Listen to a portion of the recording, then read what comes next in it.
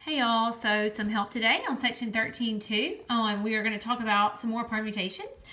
Okay, so on the first little section, they give you these words, and it says how many different ways can the letters of each word be arranged. Okay, so what I want you to do is count, like on number one, the word members. Count how many letters are in the word members. It's 7, right? Okay, so we're going to do something called 7 factorial. And I know y'all have never heard of factorial before, and just excuse this chicken scratch. But like, for example, 3 factorial, that's just 3 times 2 times 1, which of course is 6, right? If you did 5 factorial, that would be 5 times 4 times 3 times 2 times 1, okay? So anything with a little exclamation mark beside it in math is called a factorial, and you just multiply it times all the factors below it. So like, 10 factorial is 10 times 9 times 8 times 7 times 6 and so on, right? Okay, so what we're going to do on one like number 1 where it says members, there are 7 letters in this word. So we're going to do, okay, this is number 1 right here. We're going to do, my bad, right here. Okay, so we're going to do 7 factorial on the top divided by, okay, on the bottom, I want you to look for the letters that repeat. The letter M repeats 2 times, so you're going to do 2 factorial.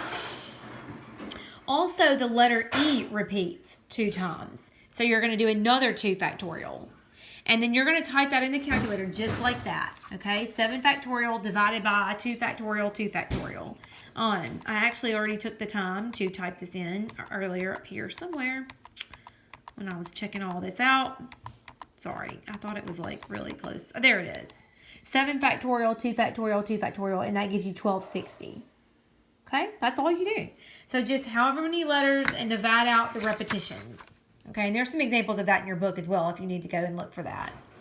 Okay, so number 5 is going to be worked very similar. How many different, or exactly the same really, how many different 5-digit street addresses can have the digits 4, 7, 3, 4, and 8? Well, you'll notice you've got some numbers that repeat there. So, okay, so first of all, how many digits do we have? 1, 2, 3, 4, 5, right? So you're going to go 5 factorial on the top. And then you'll notice that the number 4 repeats, and it repeats twice. So you divide by 2 factorial. So 5 factorial divided by 2 factorial, and that should give you the answer there for number 5. Okay, same thing on number 6, 3 hardcover books and 5 paperbacks were placed on a shelf. How many ways can the books be arranged if all the hardcover books must be together and all the paperback books must be together? Well, obviously you've got hardcover books and paperback books, they're repeating. There's more than one of them. So there's 8 books altogether, right? So you're going to do 8 factorial on the top. There are 3 hardcover and 5 paperback or vice versa. Yeah, I had that right. And so you just do 3 factorial, 5 factorial on the bottom. And that's how you work those. Okay? All right, so on the bottom section here, it says determine whether each arrangement is a linear or circular permutation. Let me explain that. If you have a linear permutation, like if you have 7 things and it says how can they be arranged, then that would just be 7 factorial, okay? But if you have something that's called a circular permutation, where there is no beginning or end, like for example, number 7, 9 keys on a key ring with no chain.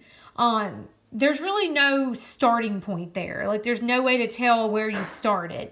So if you have a circular permutation, the formula for a circular permutation is n minus 1 factorial. So basically the number of items minus 1 and then factorial. So for one like number 7, if you have 9 keys on a key ring, because it's a circular permutation, you do 9 minus 1 factorial, which would of course actually be 8 factorial. And that's how you're going to work that. 5 charms on a bracelet with no clasp. No clasp indicates there's really no starting point there. That would be considered a circular permutation and would be, 4 factorial. Number 9, 6 people seated at a round table with 1 person seated next to a door. The fact that they're telling you that there's somebody seated next to a door, that's their way of telling you there's a certain starting point. So that actually is not a circular permutation. That would be a linear permutation, and you're just going to do 6 factorial. You do not have to subtract 1 there. So anyway, that's just kind of how that works. Okay, hopefully that helps out with section 2.